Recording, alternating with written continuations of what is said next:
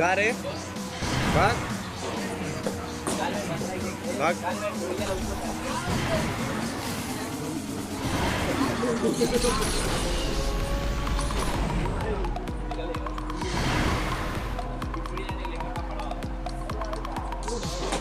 अगर गिर गए पानिया में वो फोन करता नहीं चल रुक रुक चल अबे यार ये एक्सीडेंट में अरे ना ये कॉल है ना रुक रुक लड़ाओ काम वो तो पहले मैं कर जो मंगा ले अबे कर भाई अरे एक्सीडेंट हो गया हां